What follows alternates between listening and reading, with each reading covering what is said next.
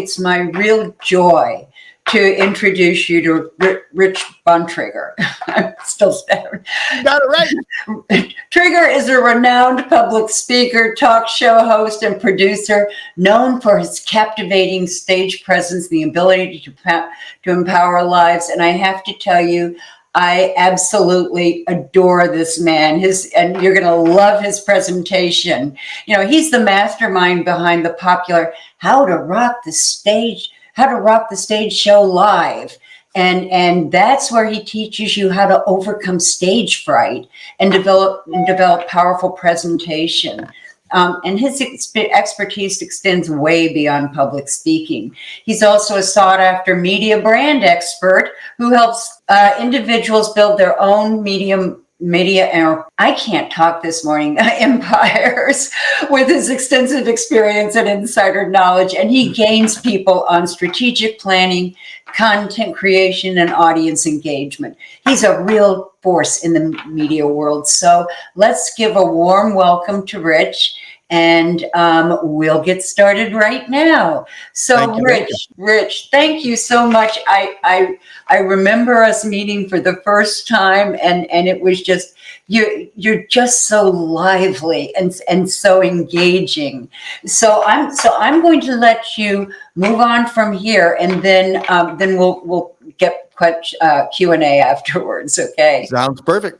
All right. Well, thank you again for the introduction. It's great to be here. And if you are streaming along today, please feel free to drop comments in there, ask questions. We'll either take them live or take them at the end, but I like the interaction. So if you're streaming with us right now live, please interact and have a little fun along the way. I'm going to be talking today about how you can shine and rock your interviews.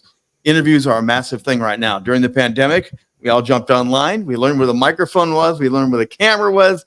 And we began to all become media people. Now, a little history on myself. I've been a media broadcaster for over 35 years. I've lived with microphone and camera all of my adult life. I don't have any problems with this. But as we all know, coming through pandemic, learning where the Zoom button was, learning where the mute button was, learning how to fix our camera so we don't look like we're doing this, really stupid, and our heads floating, learning how to not wear green shirts when you have a green screen.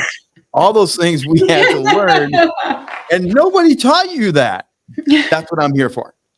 I'm here to help you with all those things because you want to shine on every interview. And the reason you want to do that is you are now the brand. No matter what you sell, no matter who you are now the brand. You may have a great book. You may have a great course. You may have a great company with super products. But now more than anything, through the pandemic especially, it opened up the world to you and I directly. People want to know who you are and want to know, like, and trust. You've probably already heard that, but know, like, and trust is so very important now that when you're on an interview, you get the chance to open up and become a real live person. Not with tight, boring answers to a question, answer. You get to open up a discussion, a dialogue, just like I did at the very beginning. If you've got questions, drop them in the chat. I want to hear from you. That's the opportunity you get now when you get on interviews. But there are some tricks, professional tricks, that you need to learn what to do. This is where my media training comes in. I've been doing this forever. I'm considered a master interviewer. So when I interview people, I pull the best out of you. It's not about me shining. It's about you shining. And I get the opportunity to help you do that through media training and learning how to relax and have fun. So we're going to have some fun today. We're going to talk about this in descriptive terms. And we're going to, first of all, talk about takeoff and landing. Now, I'm not going to do this in an orderly fashion because, hey, interviews are never orderly usually. You may have a plan, you may have an idea where you're going, but often it changes. And that's part of a fun conversation. And more, I'm telling people, you want to have a conversation, not an interview. You want to have someone grabbing a drink, having a talk. It's like you in the backyard. But takeoff and landing are so vitally important when you travel. I hate to say this for the holidays right now, but when you travel, takeoff and landing are the two most important things when you get onto an airplane. You either take off and you soar or you crash. Landing, you want to have a perfect touchdown. You want to hit, roll, stop, and it's great. But those are also the same things when you do interview. You want to take off and land like a pro. So this starts before your interview. I'm going to talk about preparation here for a second because preparation is so very important. You need to have sent your information to the person that's going to interview you in advance. I know there's a trend of winging it and people they think they know their stuff, but Like today, technical difficulties happen.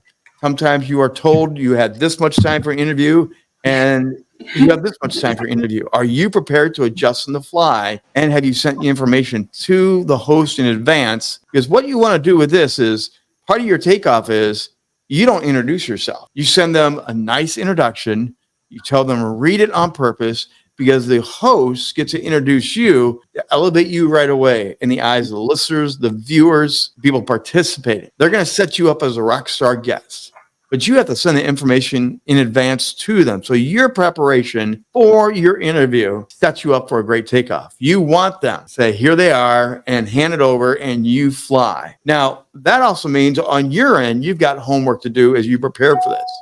Part of it is you need to prepare and research the show and the host that's interviewing you. And this is one that I know most people don't spend time doing. They think it's the same cut and paste, it's the same interview, but you know what? If you watch late night talk shows, daytime talk shows, different hosts, different personalities, different styles, different segments, no one's quite the same. Some of them are more humorous. Some of them are more very in-depth. Some of them really put the screws to you when they ask you a question. You want to know what type of interview you are going to be in, so you need to take time to research the host, the show, watch a couple episodes, look at their personality. Everyone that comes on my show, Rock the Stage, I tell them, check out my shows. I give them links to check out the show. So in advance, they can look at this and go, oh, that's what Trigger does. We're going to have a good time. It's not a stiff, very tight discussion. It's two people in the backyard having a good time, and we videotape it and stream it kind of.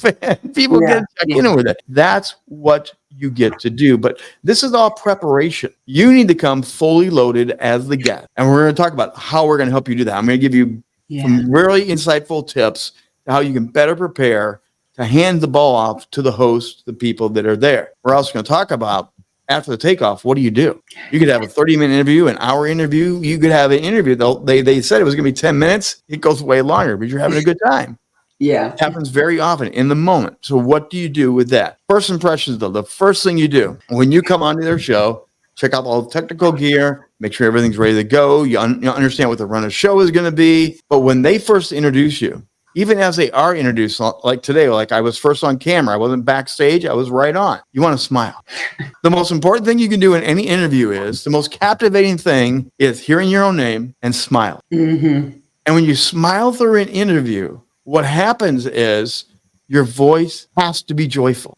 It naturally changes because your voice and your mouth are connected. Studies have been done. They've done this with telemarketers. They put telemarketers in one room and said, frown on all your cars. And you can see how the people react, even on the phone. You can do the exact same thing with a different group of people, and everyone's told, smile. Hi, doctor. How you doing today? And the people respond differently because you're smiling. Even if they can't see your face, your smile elevates your voice. Yes. You're so right, Trigger. It just changes how you feel internally, and that's just so powerful. Well, and that's also part of the energy that comes out. People tell me, and this is something that I did not know, something I've learned over time. People say part of the reason I have fun with you is you're smiling. Yeah. You're a fun guy to hang out with. Or your energy radiates that. People feel like they can get pulled into that. You want to have those type of interviews. Mm-hmm. Don't want to feel like it's boring, it's dry, you're checking out your watch. How much longer is this going to be? Smile leads the way to a connection, especially if it's on video. But even audio podcast interviews, believe me, smile more. At the end, your jaw should hurt a little bit. That will know if you've had a good interview, if you've had that tightness come up and he's like, I can't smile anymore. But practice that. Learn about that. Mm-hmm. The minute you're introduced, nod, smile, have a good time. Because it's so important. I'm sorry. Rich, or Trigger, I think some people want to look more serious. And so they don't smile. They're taught not to smile. Yes. And so this is just such an important message. Well, you can still be serious and smile. You can pick your points. You can bring the smile a little bit bigger. You can have a good laugh. People love that. But you can still be serious and have a little glimmer in your eye. And your eyes are also connected to your mouth. When you smile, your eyes pop more. So these are things you can learn. But if you learn to smile and then you have a very serious point, you can drop it down like I just did. Mm-hmm. And people will know there's a difference. Mm-hmm. Something big coming. So now you're role playing, you're acting, you're delivering in a way of going on a roller coaster ride during the interview, and people are captivated by that. That's terrific. But you set the emotion from the beginning with that. Now, let's talk about landing for a second. Again, I'm going to take you to the beginning and then we're going to bring you the peanut butter and jelly, all the good stuff in the middle here. One of the biggest things you can do to destroy a great interview happens over and over and over again. You destroy the interview in several ways when you do this. You destroy it by offending and ticking off the host. And I'll explain that in a minute. You also show that you are not a professional when you do what I'm going to describe here. When you come to the end of the interview, like coming up in a little while, we're going to have a gift for you, things like that. But the host gets to wrap it up. They get to say, what a great interview, what a great time. By the way, they're going to be speaking in Texas coming up in 2 weeks. They have a new book coming out in September. The job of the host is to put a bow on this and land the plane and make you look even sharper. You go back to the thing I already told you in the beginning. You don't say another word. You nod your head and you smile because they are endorsing you. They are helping you say thank you. And when they do that, you should respond and be courteous, show energy. Hey, thank you, doctor. It was great to be here today. I really enjoyed my time. But do not do, oh, I forgot to mention my mom. Mom, thanks for watching today. Do not start pimping out your next book. Oh, by the way, doctor, I forgot to mention, I have another course after the one I already gave you. No. You do not talk over, crash land the ending. They set you up, give them a nice smile, good thank you. If they keep you on camera while you're wrapping up or where they keep you there, don't say another word. Because when you start crisscrossing your voice, when you start talking over the host, you are now taking the energy away. People are confused at what's important and who's supposed to be talking. It makes you look foolish because you're not prepared at a good wrap up yourself as the guest. Mm-hmm. And remember, lasting impressions, first impressions, lasting impressions. Lasting impressions at the very end, you want to be smiling and showing you had a great time. Let them elevate you. By the way, if you're a host, you should tell them these tips in your backstage pre-call before every one of your shows interview. You as a host have a responsibility to set your guest up for a great time. Let them know how you're going to introduce them. Let them know that you're going to have a chance for a brief hello, hi, and then roll into it. At the end, the same thing. How do you wrap up your show? Let them know. Then you're in concert. Then you're in sync. And what happens is you both look like rock stars. But the hardest thing is, because you're pumped up, you're excited. Hopefully you've had a great interview. And a lot of times you want to keep going. And you don't know how to just stop and let them wrap it up for you. But that's where the smile comes in. The smile is the way that you know it. And the host loves seeing that ending smile, a good endorsement, and then you move on. That's part of that. Now, when you do wrap up on every interview, usually they'll say, here's their social media. Hey, Rich, what do you got going on next? What's your call to action? When you're at the ending, you need to have a call to action. We will have a call to action here today. We will have a gift for you. We have opportunities in the VIP level that you'll be able to utilize as well. There is a call to action. You don't wing that. You have that prepared. We've already given the information over to the team here. They've already got it. They're prepared when we go to the call to action. And in many interviews, guests are not prepared for a great giveaway, surprise, clear call to action. Public speakers, same thing. When you're on the stage as a keynote speaker, don't leave them guessing. Give them a challenge. Give them a homework assignment. Tell them to do this. And when you go home this week, do this. Do the same thing on your interviews. Give them a call to action because then people now have been inspired, informed, taught, and at the end, you're going to say, go. That's different than just an analytical, boring conversation. What is your call to action? Have that pre-prepared and make sure you know how to land that. And by the way, energy is really important during an interview. A lot of people are really excited. They're backstage, they're nervous, they're drinking, you can see their hands shaking. You need to practice all that. But at the end, you want to have the same energy at the end that you did at the beginning. Again, takeoff and landing. If you don't have the right juice in that airplane when they take off, it drops and falls and crashes. Mm-hmm. At the end, you have to know how to throttle back, but they also accelerate to have a good, smooth landing. Have to know how your energy is because part of your responsibility is to keep the energy up. People stay engaged with you during the interview. Takeoff and landing are two of the most important things, and it requires a lot out of you to make sure that works well. So hopefully you're taking notes. Hopefully this is working for you. So let's get into the middle of the discussion. When it comes to interviews, a lot of hosts will typically have 3 or 4 questions from you in advance, part of that preparation time, that they kind of know where we're going to go with it. Now, I've been interviewing for years and years and years. I tell all my guests, I have your questions. I will use some of them. Usually they kind of freak out because they want to know A, B, C, D. But that's not a fun interview. That's not a fun discussion. What I do is I start with those and I listen to where the story is going. Every interview is a different story. No matter how many times I've been interviewed, it's never 100% the same way. When I present, it's never 100% the same talk that I give. It may have the same title. I kind of know what I'm going to do. Yeah.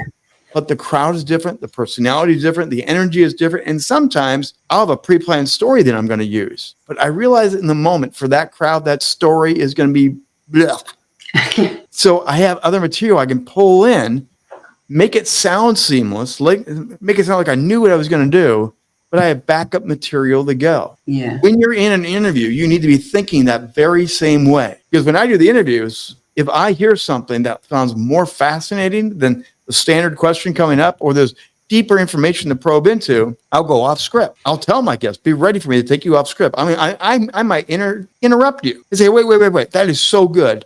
Can you back up and go deeper on that? Now, your mind's already going in one direction. You're answering the question. But when I break you and interrupt, the crowd's also going to sit up with us. What's going on? Why does he want to interrupt? What's so cool about this? And then you get to go deeper into the story. I'm actually helping you to reveal more, to share more, to get the nuggets out of you that I think are sitting there. And that's where a good interview host can help you shine better by knowing when to jump in and do that. And often it's the best part of the show. You get the best part of the meat because you are thinking as a guest, I've got to hit this mark. I've got to tell that story. I've got to illustrate this. And you have your own mental checklist, how you want the interview to go. Absolutely. Rich, let it go where it needs to go. Yeah, please. Trigger. I see your name all the time, so I keep thinking I'm switching over. I like Trigger a lot better.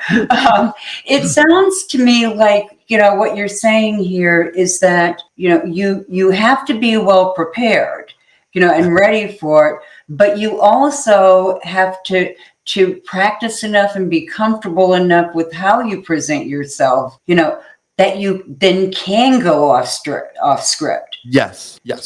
And that takes time and practice. That's exactly it. So especially if you're new to this whole interviewing, or if you want to really elevate your skills, go over your stories, practice and say them out loud. A lot of people just practice in your head. They think it's stupid. We now can stand with a Zoom at home, open up any kind of virtual box you have, and you can practice responding out loud. How do you sound? How's the energy? Did the story really work? Did you miss part of it? You can practice this in a way that it becomes much more fluid. So you do need to know your talking points, which takes me to sound bites. During the middle of your interview is the best place to have sound bites. Now, sound bites are kind of tricky because you have prepared those sound bites. Every president, every high-level leader, the reason you hear certain things and go, wow, that's cool. They practiced that soundbite. They knew exactly what it was going to be, the words they were going to say, the energy they were going to put into it. But when they revealed it during the moment, it felt like it accidentally spilled out of them. Sound bites that you hear on the news from the president, from actors, from entertainers, those sound bites have been rehearsed, believe me. But it makes it sound like it's accidental. And we love hearing, like, wow, that was so cool. That's the response a good sound bite should have for you, but you need to practice that. So when you're in the moment, it's not like, so Trigger, what do you do for people? I help them shine on camera and shine on stage. And no, you don't want to do that because everyone just heard a conversation and then everyone heard a robot give it an answer. Yeah. I help you shine on camera and shine on stage to elevate you and your brand authority. I help you rock the stage. That's the soundbite that people have clipped over and over and over again because it's well rehearsed, it's known, and it flows in the conversation. Does that make sense? Makes total sense. Absolutely. It is, any of us who have done this for any length of time know that it takes that practice to be comfortable enough that it just kind of rolls out, without ever saying anything. And what you're telling people, I think, is so important because particularly at this time when people are concerned about fake news and authenticity and all of that, you can tell your story and do that in a way that does sound authentic and that does resonate. And that's exactly it. And now more than ever, the last 6 months, and every one conversation I've had with all my clients, coaching, other mastermind groups has been more authentic. How can you help us be more authentic? People are tired of stardom, the splash. Oh, The yeah. plastic faces, they do want the authentic. They want to hear your highs and lows, the good, the bad, the pain. They want to hear it. So now we're talking storytelling. Exactly. I was going to say, you just introduced storytelling. Because you have to learn how to be a good storyteller. Now, and your stories need to be entertaining. They also need to point to the point that you're trying to illustrate. They're not just filler. You need to have a link between your story to what you're trying to illustrate and teach them as a takeaway point. And there's certain ways to do story. You can start with, like, often when I'm on a keynote stage, and I teach this a lot, often you come out on stage and they've introduced you, the crowd's applauding, everyone loves you, and you start with the hero story. I want to tell you about a time when I did, and you brag on yourself right from the beginning. Okay, they've already probably read your bio. They probably know somewhat who you are before you even came. You just had the public introduction. They gave you the big round of applause, standing ovation at the beginning sometimes. You've already got the audience at the palm of your hand. Why do you need to tell them again how cool you are? Instead, I often tell my clients, and I do it myself, tell them a tragedy story. Tell them a pain point story. You know, when I was working at this company, we had a really bad management team. The management team caused a fracture in the division in the team. We couldn't get things done. There was infighting and there was a rumor mill going on. I'm here today to help you never go through that experience. I'm here to talk to leaders and managers. You need to understand your role because you need to have teams that feel free. You set up the negative story. You tell them the pain point, and the people that can relate to that in the audience are going to sit up. Yes, they will. They're going to go, that's my office. I can name the people and the characters of my story, but I'm going to help you overcome that. Well, now you have something to learn. Now you have something they're already in the boat with you. They already feel your pain. When you storytelling interviews, it's got to be the same thing. Give them something that matches your topic, lead you to a takeaway point, and move forward. Now, when it comes to those stories and to giving good answers, I've got a 30, 60, and 90-second rule. So when I work with people, visualize a tennis match. The ball goes back and forth, back and forth, back and forth. Now, often in a tennis match, you have love. We have the same points and, +1 love, and they go back and forth, but love ties you up. You want to have a loving, fun engagement in all of your interviews. So what you want to do is figure out how to keep the conversation going, not dragging. There are no 5-minute answers. Take that out of your mind. You cannot give a 5-minute answer on an interview, but a 30-second, a 60-second, or 90 seconds at the most is enough to have a really good story, take off, landing all in the middle, and hand it back over to the host. Because a good host, is going to hear that 30-second one. They're going to go, oh, there's more to this story. But they know how to pass the ball back and forth. So you want to go bang, bang, bang, bang, bang. And you're having a conversation, not a monologue. Yes, that's so important. And I'm wondering, Rich, or Trigger, sorry.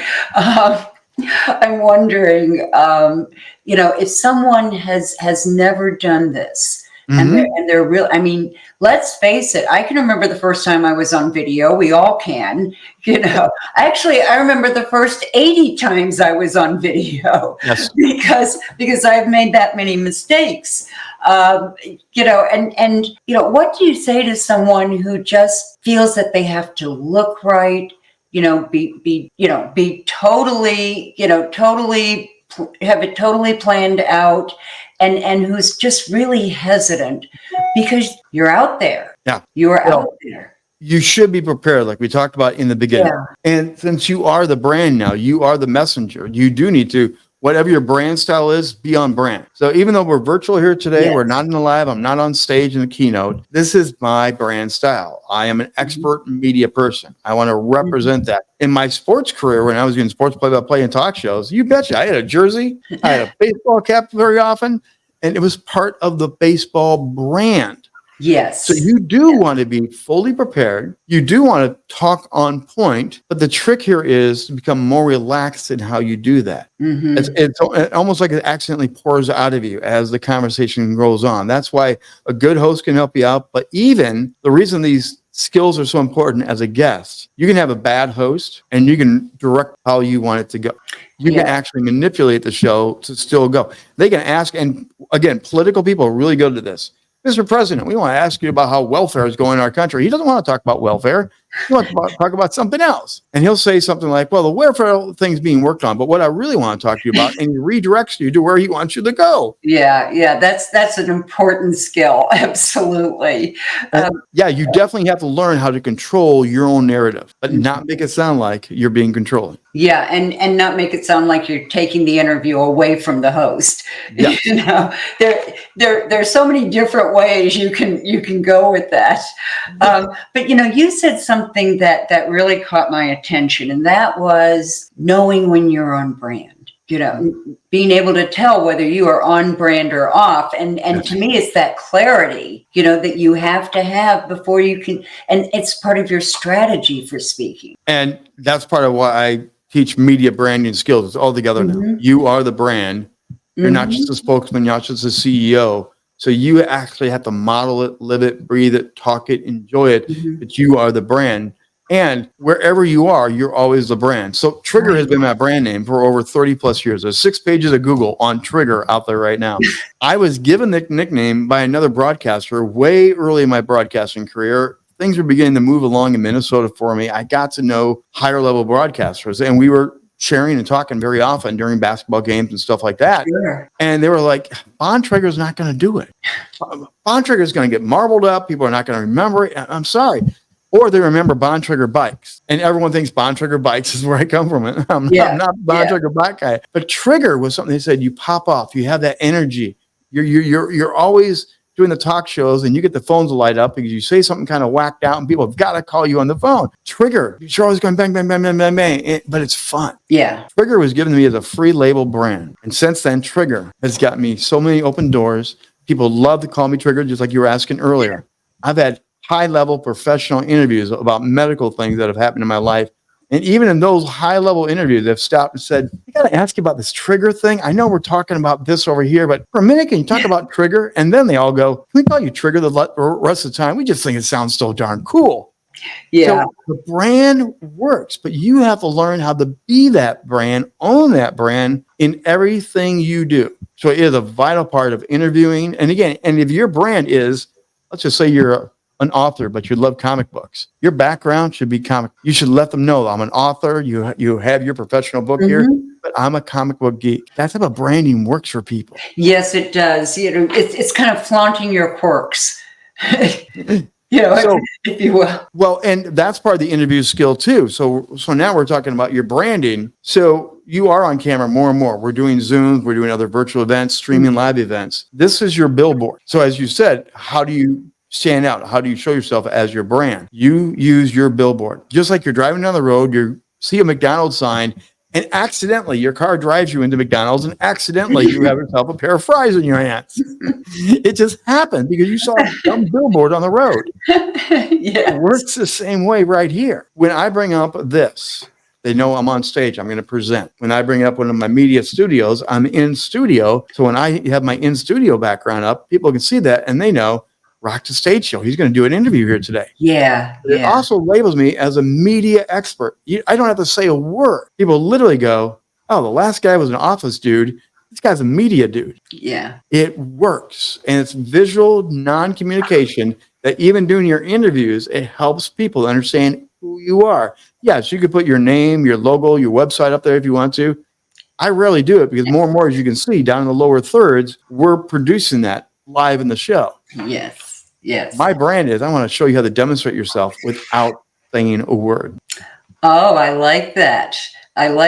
So go into that just a little bit more for me. Yeah. So when people do ask me, as they see it, they begin asking why the color schemes, why I do what I do. Now, I normally wear blue all the time. It's been blue and gold forever with my media brand on my logo, my websites, everything. But also there is a science to the color blue. Blue is considered like an executive leader. It's a non-offensive color. It's a confidence color. So when you start studying some of these things, then it helps you become the brand even more and demonstrate who you are, the brand. Because every time I'm on, I want to be a good, competent media expert. I want people to see it, feel it, taste it, touch it, know it. With everything I do. It's that your brand is so powerful, and blue. When we're talking blue, I always think of banks like to use blue.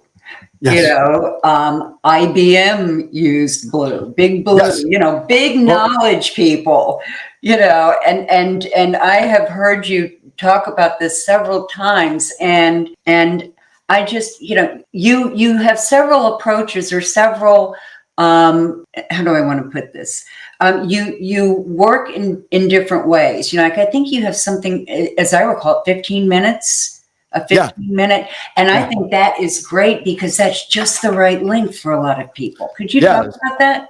Yeah, so she's referring to a 2 p.m. live show that I do. 2 p.m. live is meant to either be a monologue, me teaching something, 10 to 15 minutes, nugget. Usually it's streamed live. Or if I have someone come on as a guest, it's a short micro interview. And it's enough to, who are you? What you're doing? You have an upcoming event. You got a new book coming out. What are you doing? Right. And these little micro interviews are enough for people can gobble them up really quick because we're all on the fly. We're all running, but we want to see something. You don't want to always have an hour-long interview discussion. So the 15-minute one is a good bite size. Yes. And for new people being interviewed, they know I can do this much today. You don't have to do this much. And it's a win for them. I did pretty good today. Yeah. And that's the whole idea is start small, build bigger and build bigger. And your brand will grow and grow. Don't go big right away out of the gate. Intentionally find small opportunities to get reps, see the recordings, review your recordings, get a media consultant to help you if you want to do that. But then you start seeing what you're doing, good, bad, ugly, and then you get better and better and better. And then you finally get to the 45-minute, hour-long stuff, and it's a breeze for you by then. That's a good point. My first speech I remember was 15 minutes, and getting ready for it seemed like the hardest thing I'd ever done. It seemed like the hardest thing I'd ever done. You know, 15 minutes seemed like an enormously long period of time. You know, starting out. So I think that's such great advice. Well, and going with all this is you have to master body language. A lot of times in interviews, you are naturally sitting down. Now, again, you can seem really stiff and you would never see my hands. You would never see my head move too much because you're in a static position. What you need to do is you need to learn how to be able to either stand up. Often, if I'm interviewing, if I'm keynoting for sure, I'm standing up. I want you to see the body movement. I want to see the hands. I want to see my head. It feels more natural and it feels more authentic, even virtually. The number one thing I give all my clients when they're trying to learn keynote and virtual presentation is stand up. And they usually laugh. But after they do it a couple of times, they're like, this feels so easy now. Before sitting down was boring. It was hard. So you want to present and be as natural as you can. Right. Same thing, even if you're sitting down. You need to learn how to be able to move a little bit at the side, lean in a little bit every so often. That's also part of learning how to use your voice. But that storytelling we talked about earlier, if you're telling a story again, part of it is you do lean in sometimes. Your body will go with the story. Yes. And people will pick up on the little body nuances. They can tell if you're excited about it by your body. Are you sitting straight up? Are you leaning in? Are you kind of casual, like, I don't give a rip. I really don't want to do this today. You know, what are you doing with your body? And that helps immensely too. So body language plays in, and also it represents you and your brand because people can tell if you're nervous, not just by your voice, not just by the sweaty palms and everything else. People can tell if you're nervous often by the way your body is. We've all probably heard about closed and open, right? Right. Absolutely. So when you're being interviewed by this, most people know, okay, you're either really stuck on yourself or the interviewer's hurting you. or you're scared and you aren't comfortable. Yeah. But when you do it open and communicate that way, it shows that it really is live, interactive. It's theater, and people love that. Yeah. I think they do. You know, it's and the whole storytelling piece. I know that, you know, storytelling can be hard for some people. You know, selecting the right story. And I remember, you know, with some of my clients looking at that, and they felt like it had to be this amazing story. Right. And you know, it could be, you could, you know, if you're a good speaker, you could sell this pencil, you know, because it can be almost anything, but it takes time, you know, of doing that before you realize, oh, any story can have a message. Right. You know, it's just matching the right story and the right message. So I'm so glad you brought that up. Well, and again, storytelling, that's why, in fact, I was just working with a client this week. She's a natural storyteller. I asked her, have you ever written them down? Do you have a collection that you know the story? And they said, no, they're all up here. I said, you need to do this, your homework assignment. You need to write them down, index cards, whatever you want to use. And then you need to know which stories go with which talk. But you probably have 2 or 3 stories that could go with that same talk. That's where sometimes I've had it happen. Rich, you're going to do a keynote for an hour. We're going to do an open, Q&A. You're going to be later on the day. Well, by the time my time's come, everyone's gone overtime. Yeah. And then they come up to you and go, by the way, we're sorry, you're down to 40 minutes, man. Then right before I go on stage, they come and say, I'm sorry, you're now down to 25 minutes. Well, I can't use all the stories I was going to use. Yeah. What I can do is go to my mental Rolodex that I have in my mind. Yes. Okay, I'm throwing this one out and I'm going to put this story in. And that's how you make sure your storytelling matches what you're going to talk about. You respect the time limit you're given, and you still win the crowd over. You do have to practice this stuff. And I recently I was researching keywords on LinkedIn, and storytelling is one of the hottest keywords. Yes. And there's a reason for that. People have suddenly discovered, they don't want to just be talked at. No. Well, and again, it reveals part of you. It reveals, and those are the best stories. Yeah. Absolutely. We've all got stories that are kind of ambiguous. They don't reveal too much. Look, when I'm talking with people and I've got a whole keynote on stutter to stage, I have lived with a lifelong stutter.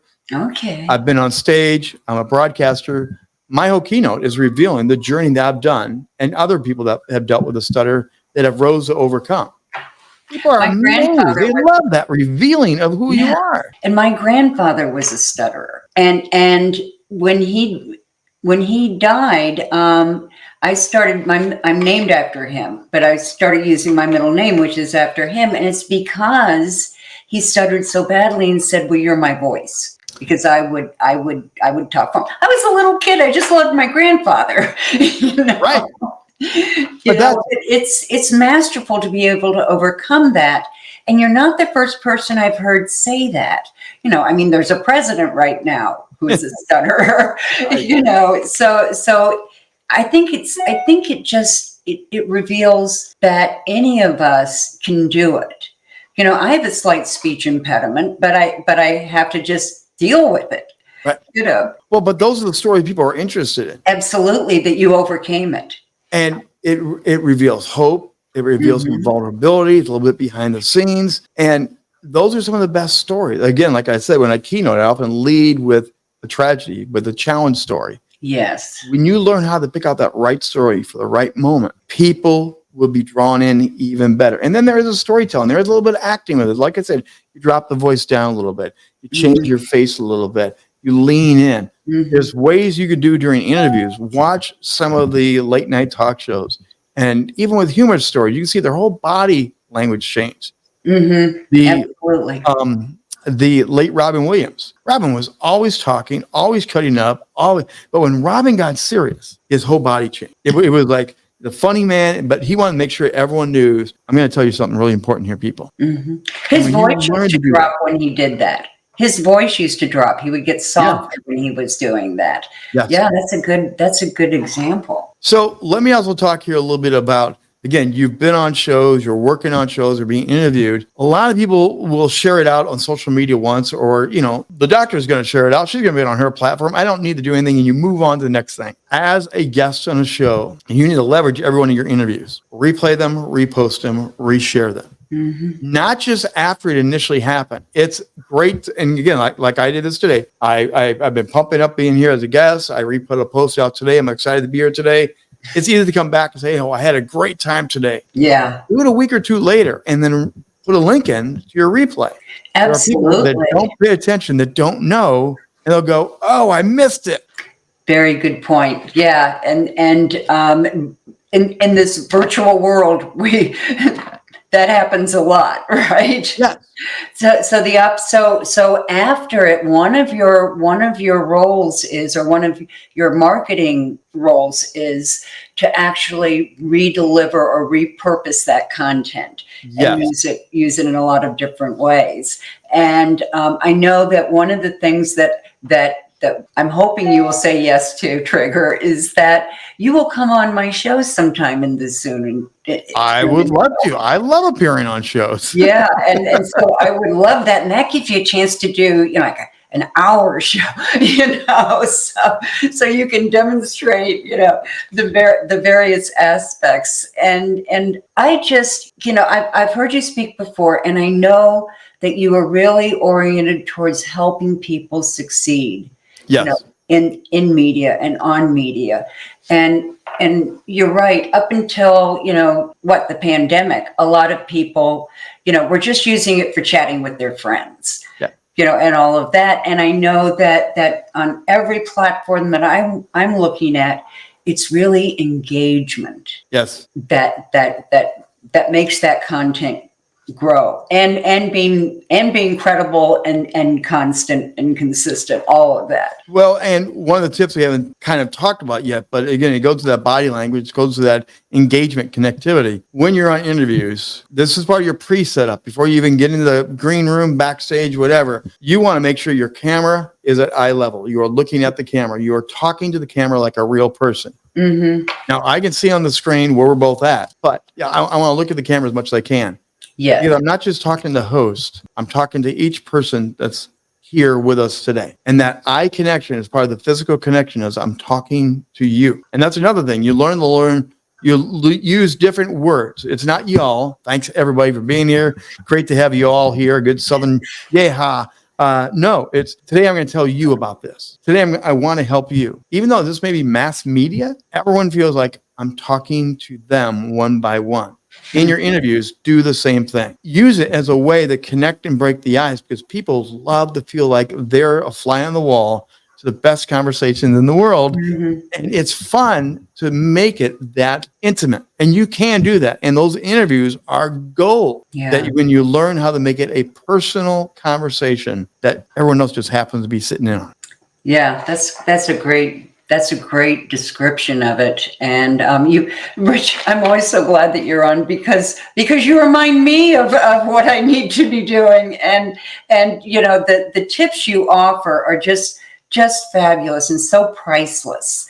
And I'm wondering what additional information you might have, that would relate to where people can catch up with this. Yeah. Well, one of the other thing is you do want to follow up. Mm-hmm. Now, whether you're reposting, resharing, whatever, but you should follow up and give a personal email, thank you, phone call to the host. That's one of those extra bonus things, but it will help you stand out from the crowd, because what happens is that host can remember you had a good time. It was a good interview. They were prepared. They were on time.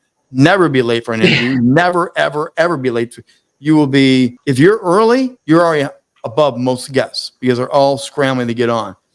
But afterwards, when you do that follow up, that extra thank you, I had a really good time. Let me know if anything I can do to support you. The host is going to love you even more, and you will get a gold star, and they will remember, I want them back again. Absolutely. It's the same. That's really good advice for an interview under any circumstances, at a time when saying thank you and reminding that person. I mean, that does make them stick in our minds, that yes, this person stood out. I used to do interviews. I used to teach students how to interview with employers.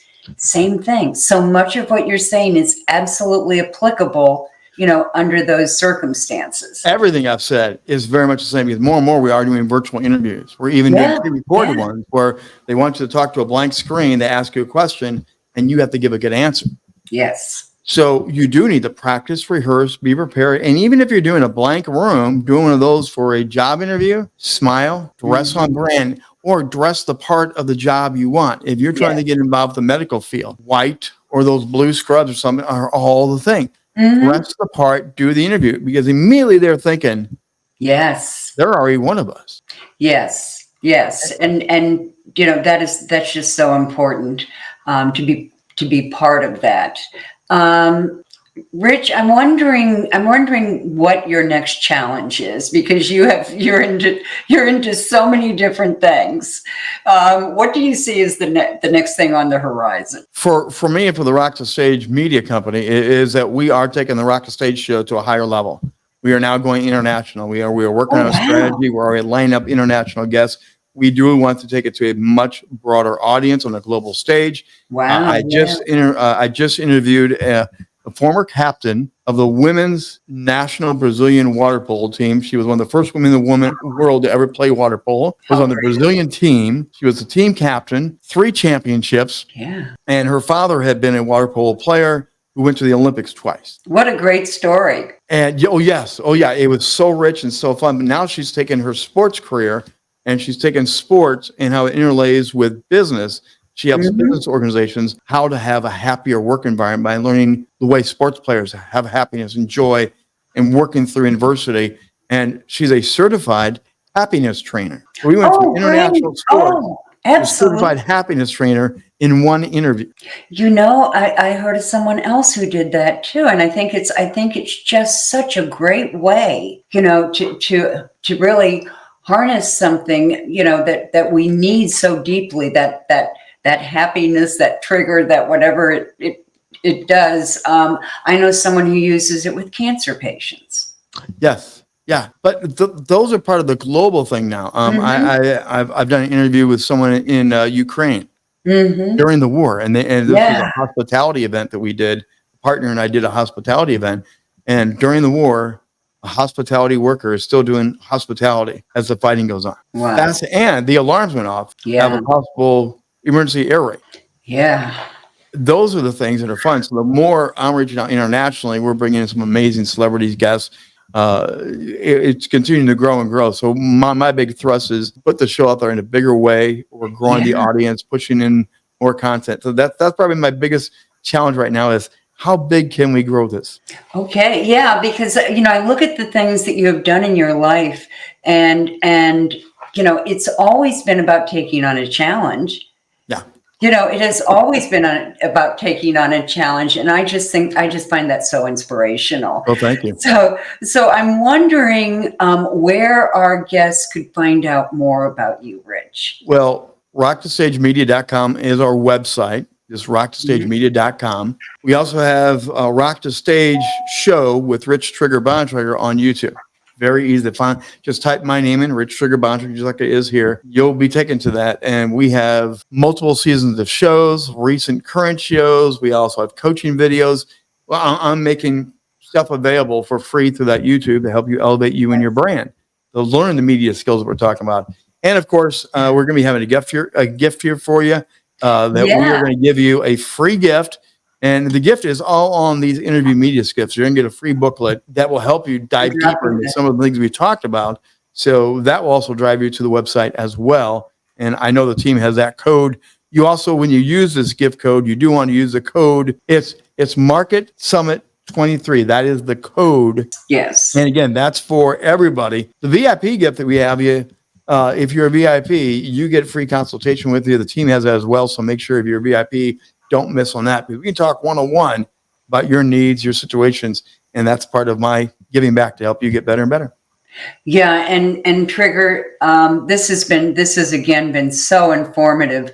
I want to thank you. You have just provided such valuable information, and I would urge everyone to get that guide because it's just so helpful.